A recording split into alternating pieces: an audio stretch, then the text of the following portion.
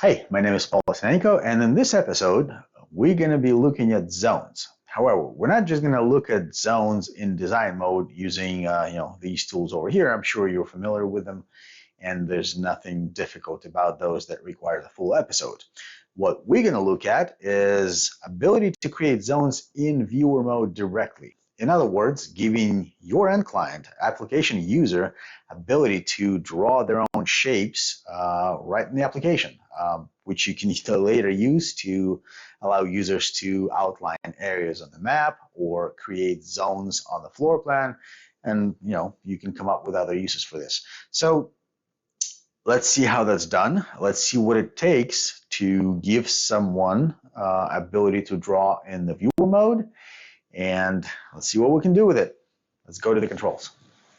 Okay, we're here at the controls, and let's get started. So first of all, let's give a user an ability to upload their own image. So I'm going to use the stage here. Now, I don't want to build anything directly under the stage. I'm going to put a nested group in there and build everything there. This will give me a chance to wrap it into a single symbol at any time if I wanted to. So I'm going to make this group vertical layout. I'm going to insert a group for header. I'm going to make it fixed height, no shrink,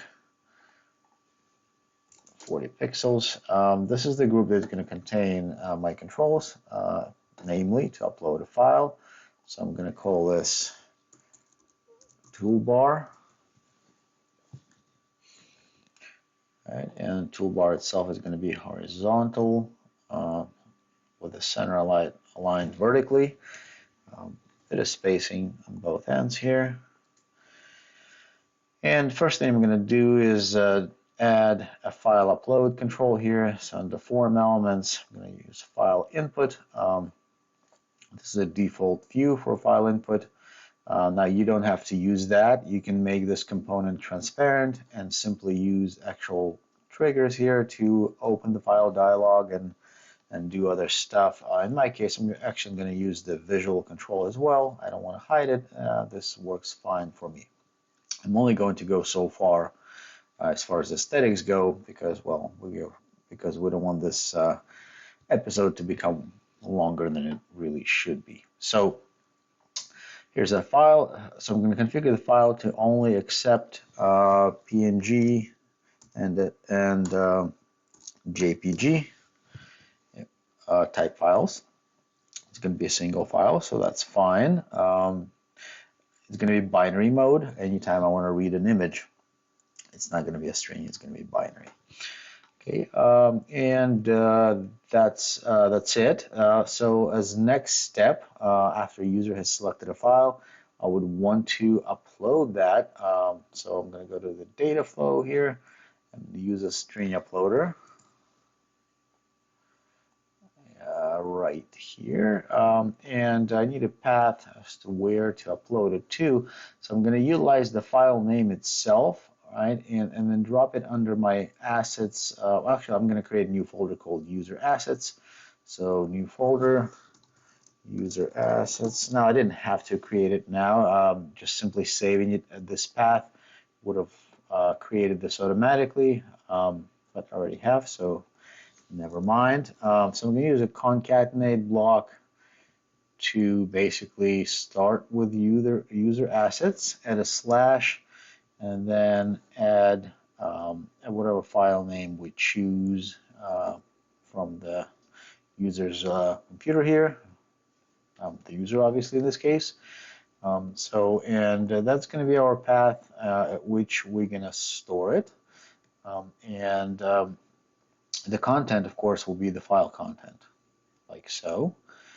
So let's go ahead and give it a shot. So I'm going to choose a file. I have two floor plans here, right here, 1 and 2. I'm going to choose one of them. Right. Notice that it read in the binary value. It's not going to try to display it here, otherwise it would hang your browser for a while, trying to render a meg or two of, of characters.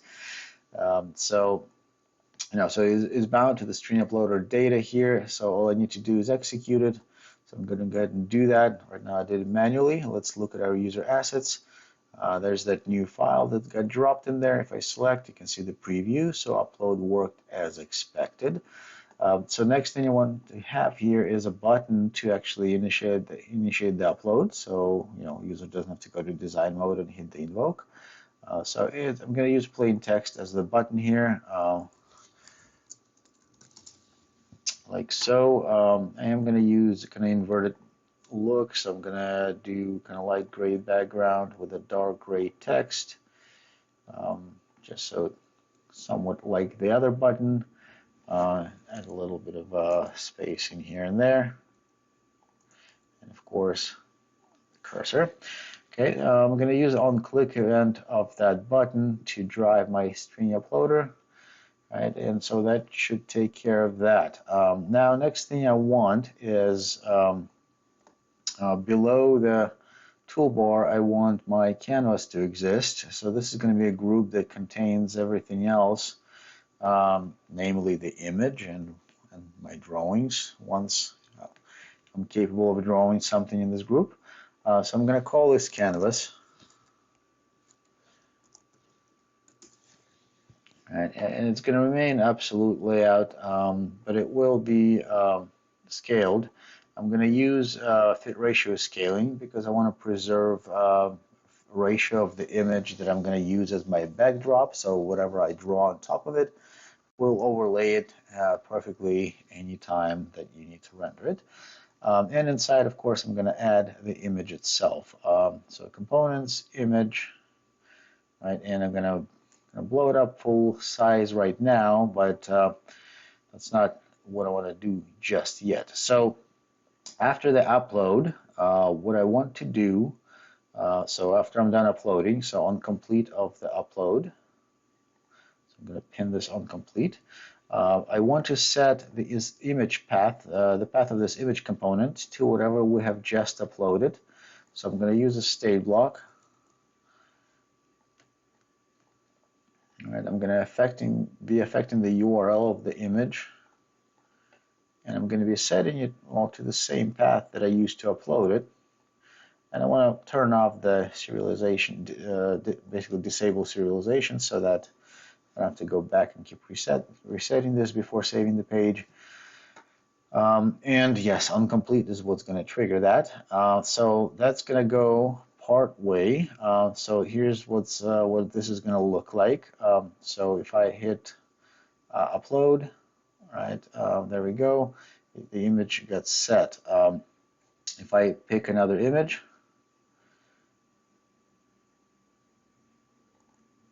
right, and hit upload, right, so the other image gets set.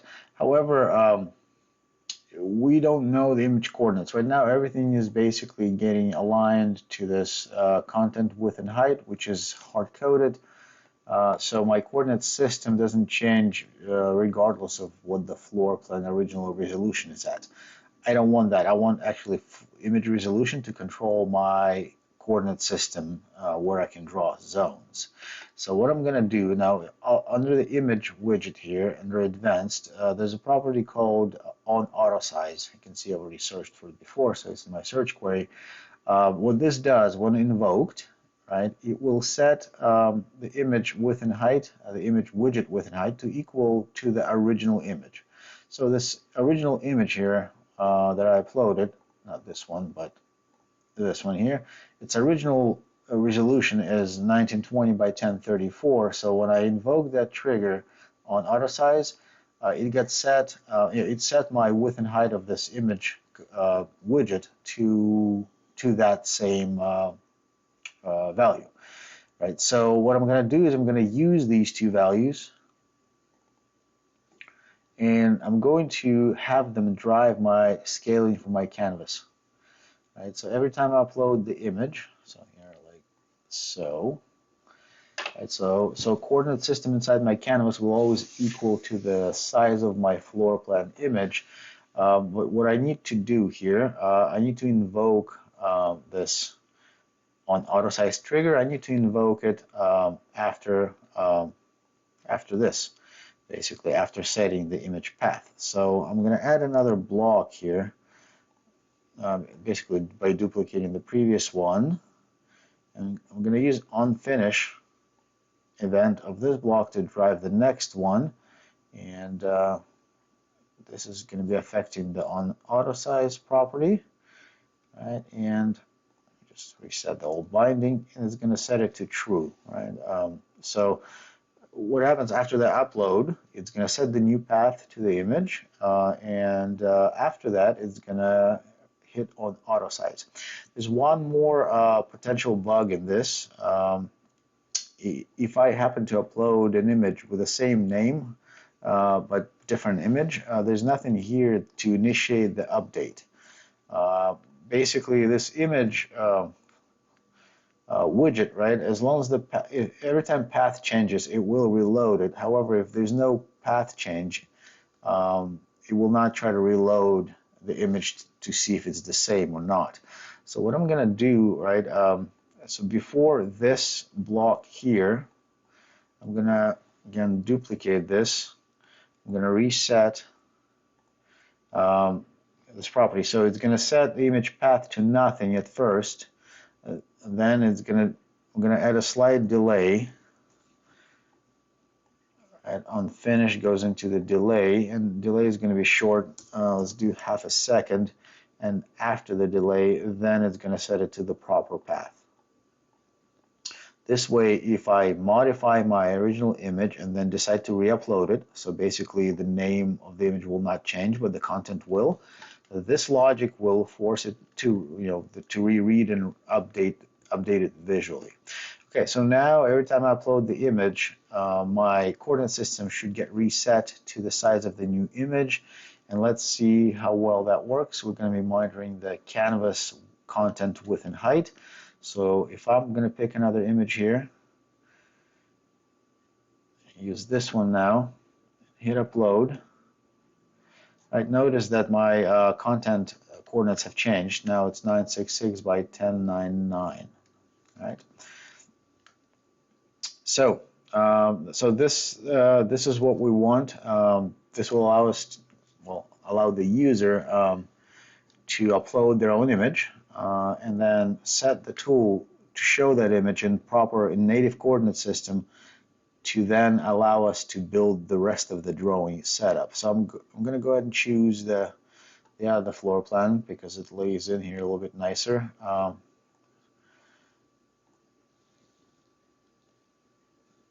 There we go.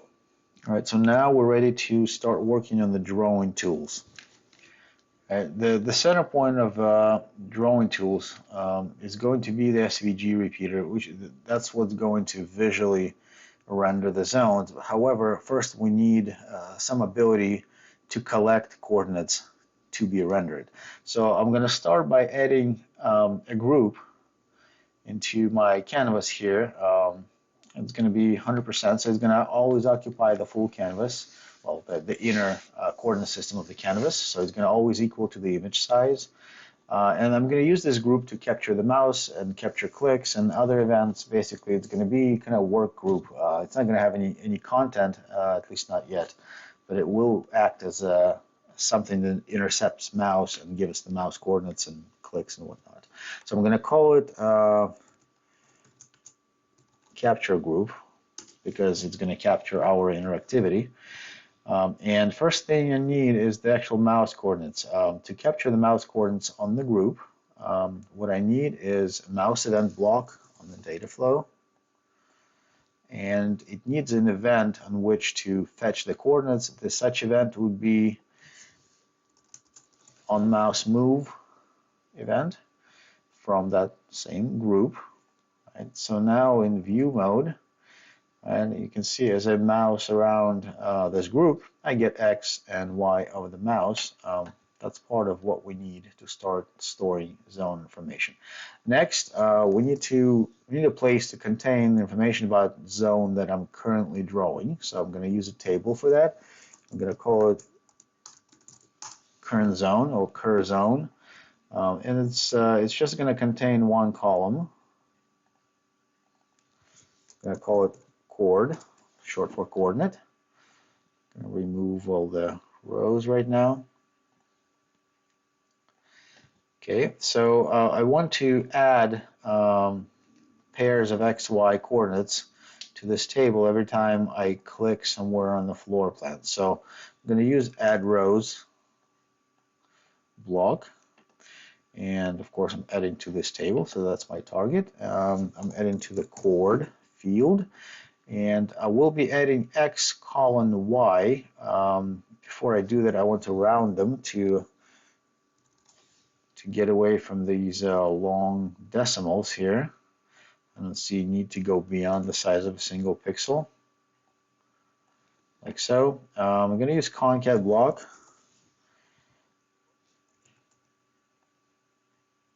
Right, to concatenate, and one more. So X and Y, and put colon between them. Now I don't want to use comma between them. You'll see why in a second, because I'm planning to concat the results with a comma. So if I separate X and Y with comma and then set coordinates with comma, then I'm going to have too many commas. So this is going to be my value, and it's going to get written on click, of course, on click of my capture group. So I'm going to search for on click.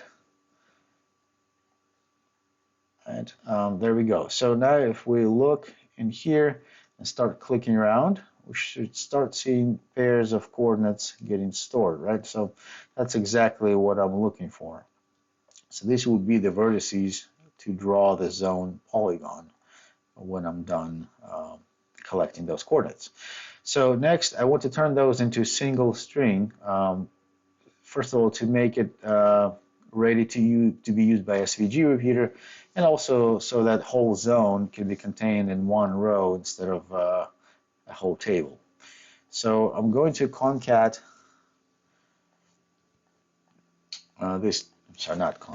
aggregate this table. So I'm going to use the aggregation block. Right, and column that I'm aggregating is the only one that this table has, chord. The method would be concat. Right, so now we get something like this. Right, so we have X and Y separated by colon, and actual pairs of X and Y separated by commas. So for SVG, we need it slightly differently. I'm going to use replace block.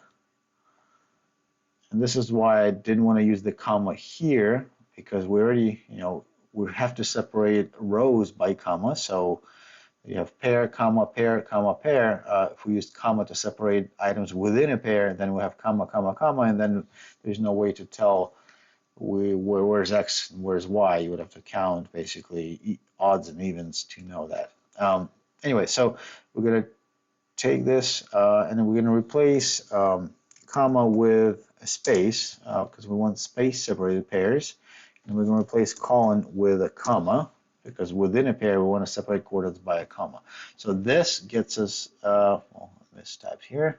So colon here replaced by comma here.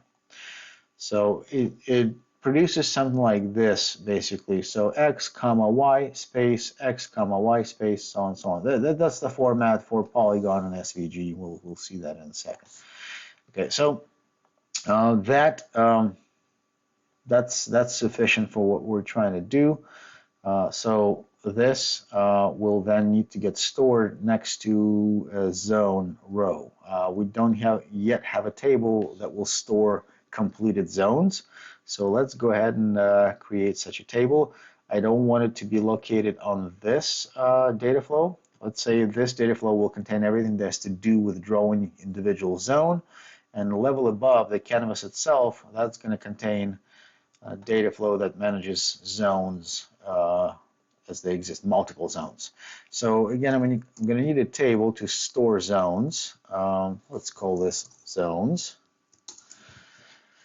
Right, and it's going to contain, for now, a minimum amount of information, UUID, obviously, and chords, so coordinates of a zone, and nothing else. We can later add more information if we deem so necessary.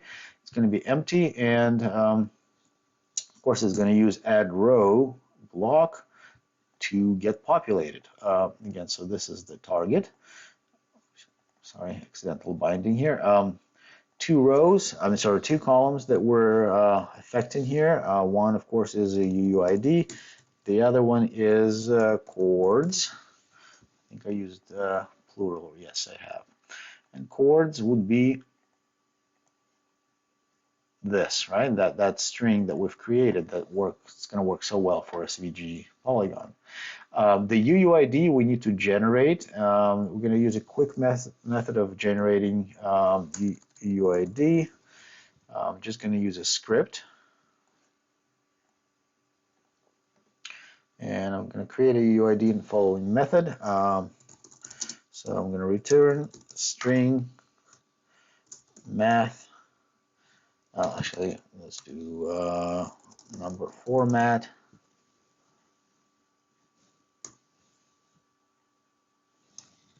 Right, math.random, and the format will be math.random times 9999.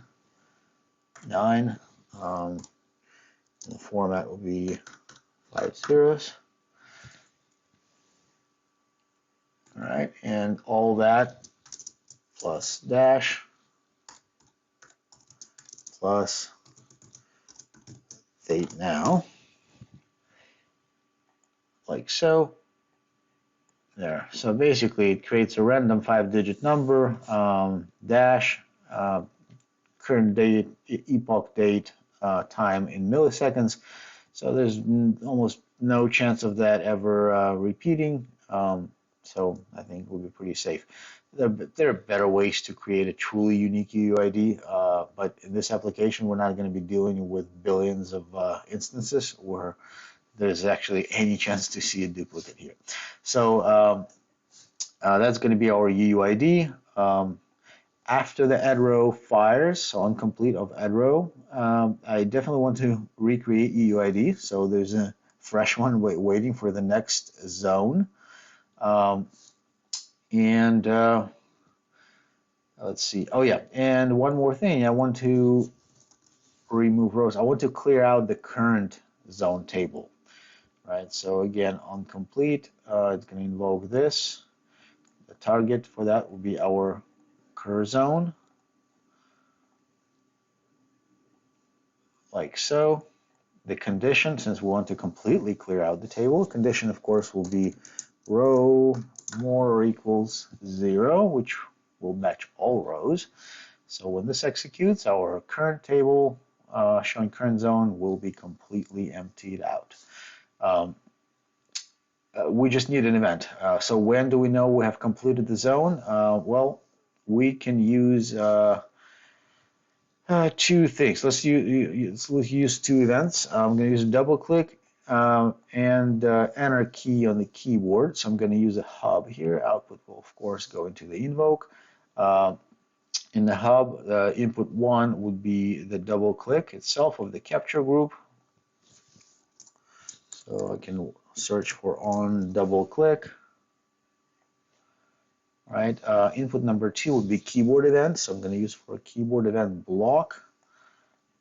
Right, and I'm going to search for keyboard event on my capture group here.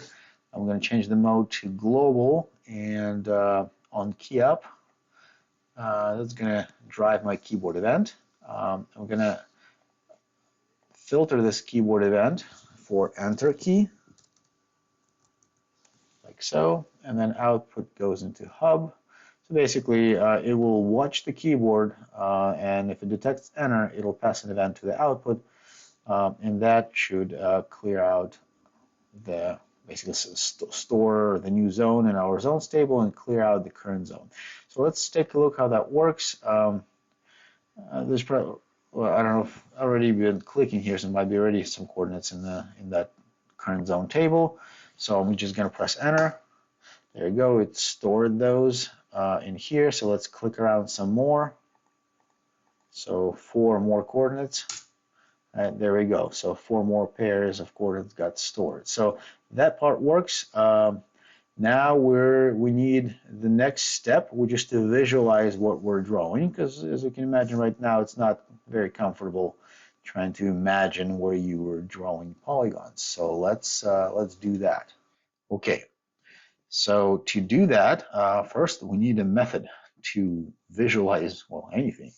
The method would be SVG repeater. So we're going to insert charts SVG repeater right here. It's going to be, of course, 100% by 100%. So I'm going to use this expand or full size button. It's going to be located under the capture group, so that capture group can still capture all the mouse movements and clicks, but it's going to be over the image, so whatever SVG repeater generates is going to be above the image. It's going to be driven, of course, by this zones table, at least for time being. That's going to supply our zones to it.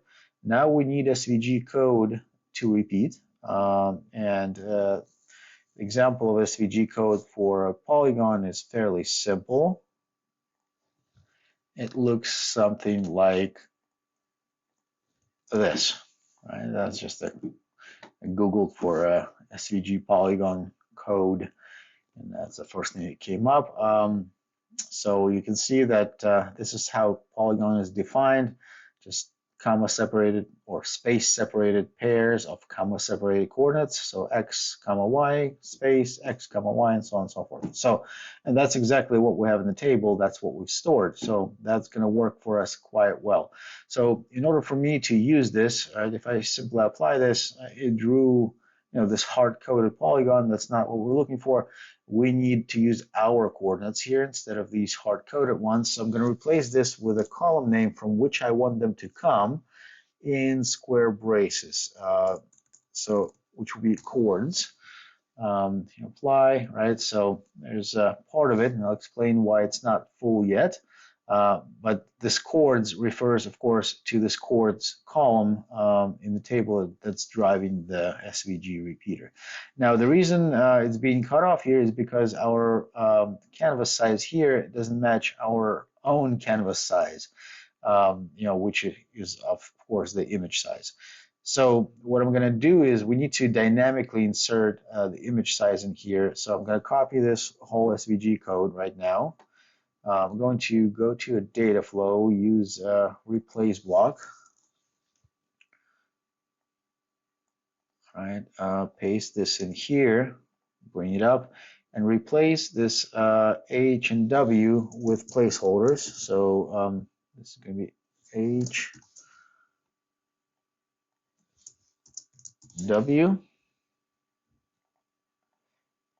and add placeholders here. So H, and then W is what I'm replacing, and I'm replacing them with images, of course, width and height. All right, and now the result of that can now go to the SVG. All right, and now you can see that it's rendering across the whole playing field. So now, again, you don't see what you're drawing yet, but as you're done drawing, right, you hit enter, and then you see it right away because it gets added to our list of zones. So that part is done. Now we need to add ability to actually see what you're drawing. All right. So there are two ways to do it.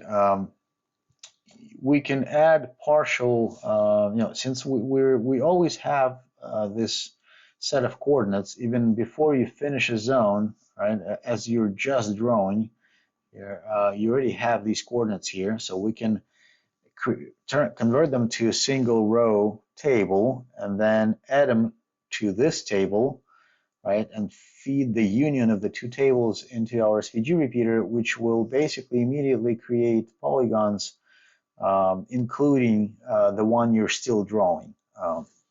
However, there's going to be a drawback. It's going to be polygon, so it's not going to look like a line that you're continuing. It's going to look like a polygon that gets reshaped every time you put a new dot somewhere, right? Instead, we want it to look like a line that you're drawing until you actually finish drawing. So what I'm going to do is I'm actually going to use another SVG repeater to do that.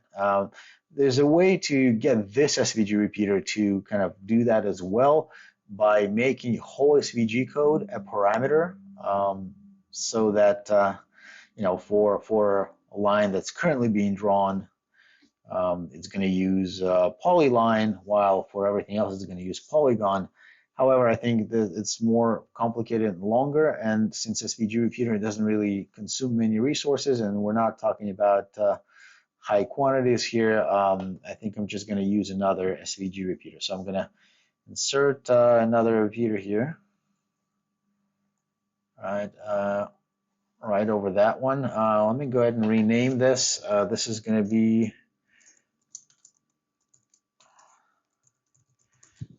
Curzon repeater, so we can tell them apart. I still need to convert this current zone to a single row table, because I still need a table to drive the repeater. So I'm going to do that. Basically, I'm going to create that table.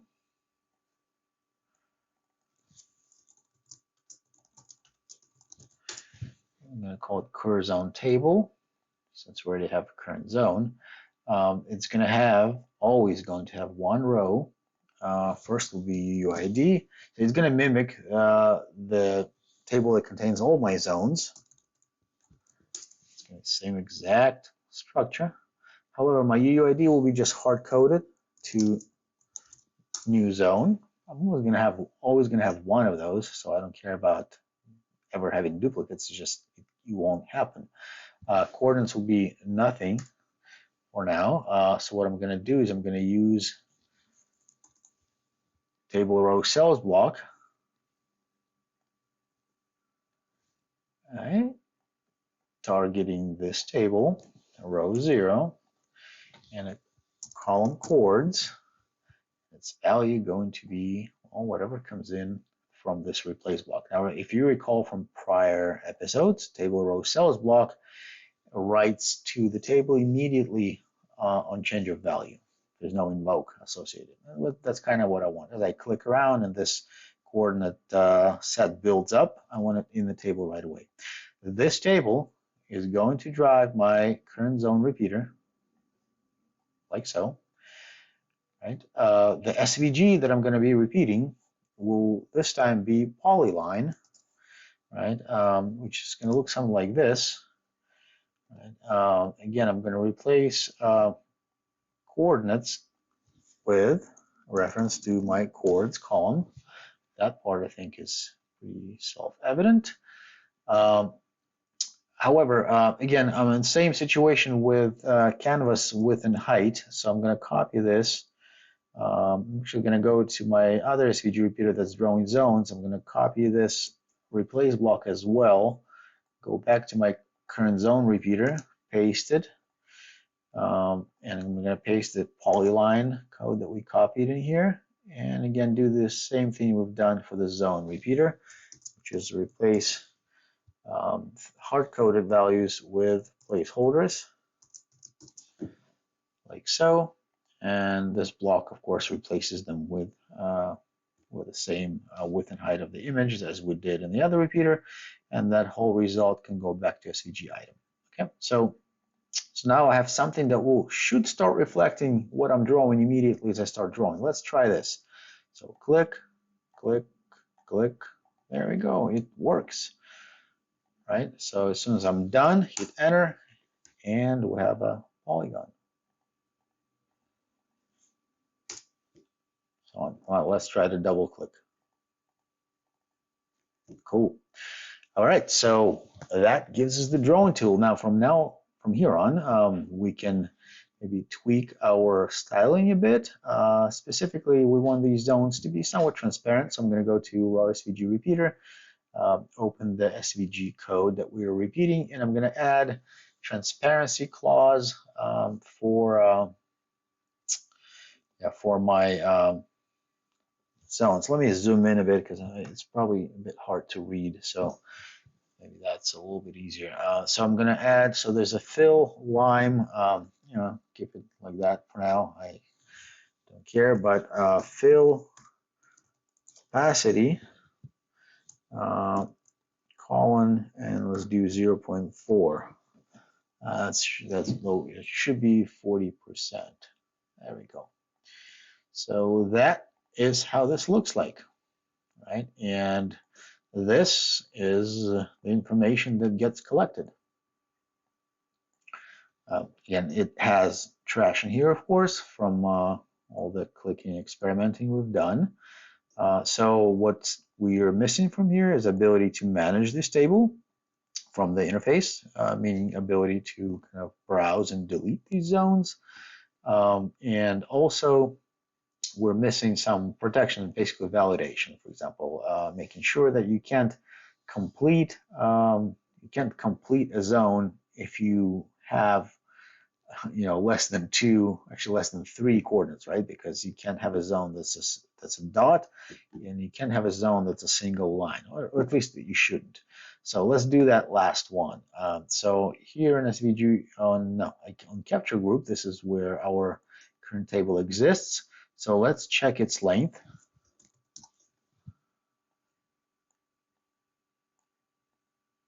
Right, and I'm going to add an if block. So if length is less than 3, right? Then false, else true. And that's going to drive, so let me grab this.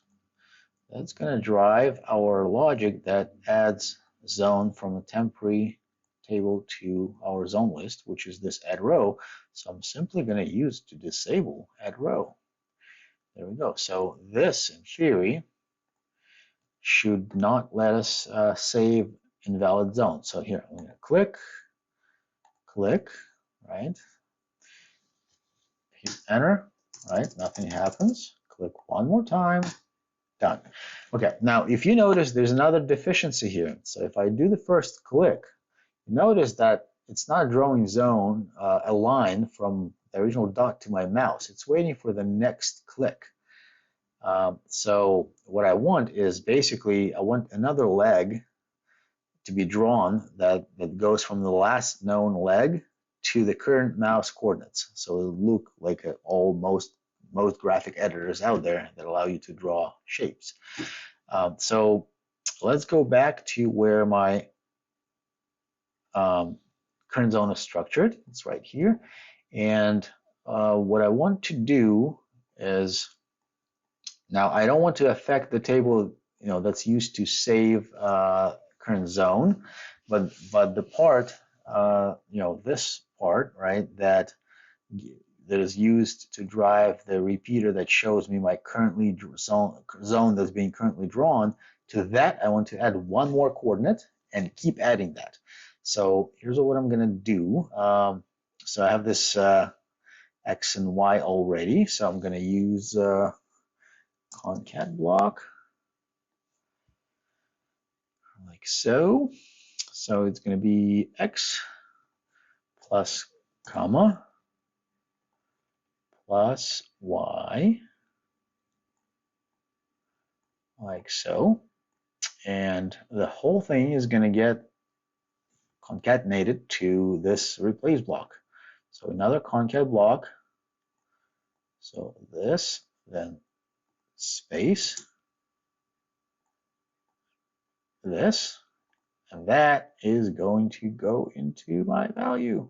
Okay, so that should do the trick. However, because I don't want the line to always follow my mouse like it's doing now, yeah, so this is fine.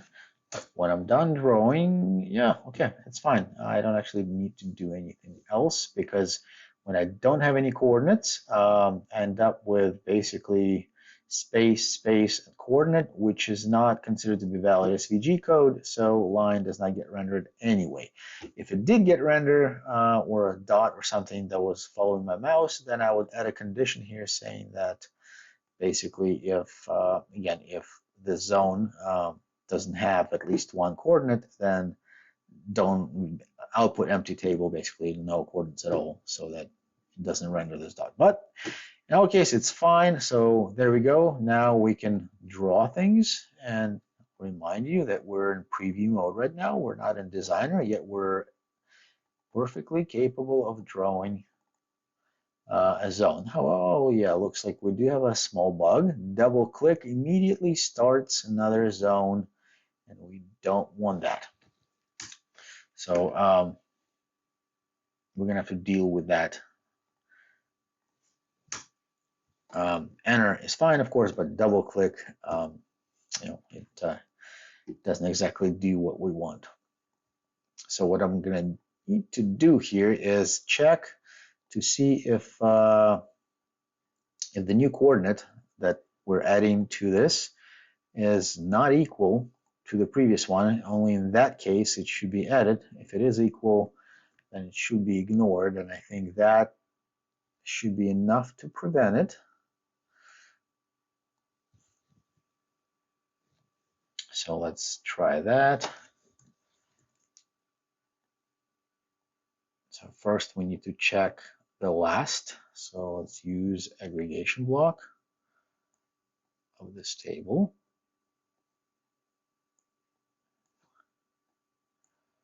We're going to use last chord. So currently there are nothing there. So we're going to check that, make sure that does not equal to this, right? And if that's the case, then true, else false. And that's how we're going to enable or disable our add rows block. So let's see what we can do. So if I simply click, you see that it disables my add row block. So I won't be able to add another coordinate here unless I move my mouse. So let's see if now the double click, yeah, now double click does exactly what we want.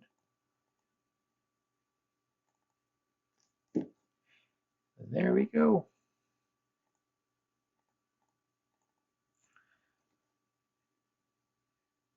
Okay.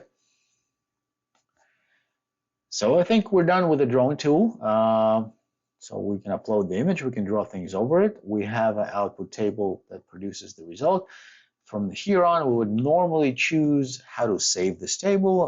For example, I would, for most projects, I would turn this into JSON nested, or at least JSON object, nested in another kind of JSON wrapper containing the path of the floor plan for which this is meant, so that you can have a JSON file. When you read it, it gives you the path to the floor plan, maybe even your X and Y coordinates, so you don't have to kind of read it, and then all the zones and everything else. So basically, you can render kind of the whole view just from a single JSON file.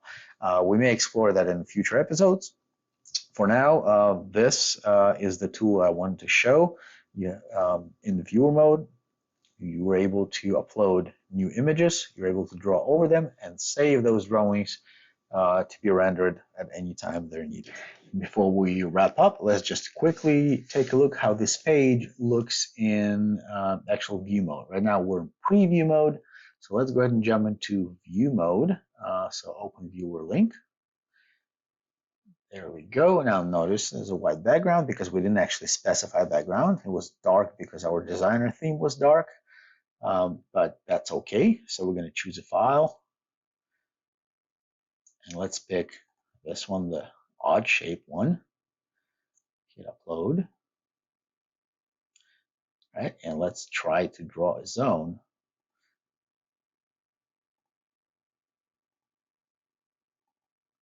Yay, look at that. One.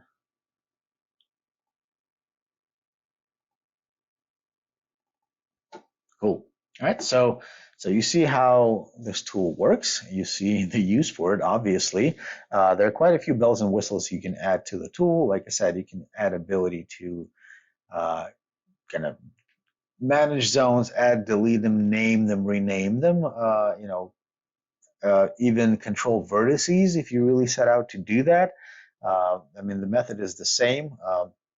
And yeah, we obviously are limited on time as how much we can fit in one episode. But I think we'll do more on expanding this functionality and actually creating useful content pages based on the coordinate data collected in this way.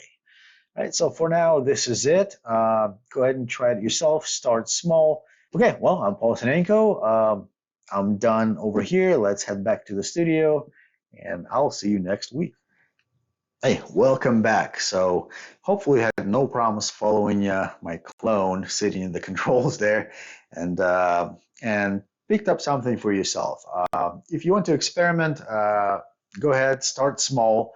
Just use some of the concepts you've seen in this lesson and start building upon that by expanding and experimenting with some of the supplemental functionality. Of course, going forward, we're gonna take this tool and improve it in following episodes by adding more features to it, bells and whistles, and eventually turning this into a properly consumable interface for the end user. Until then, go build something.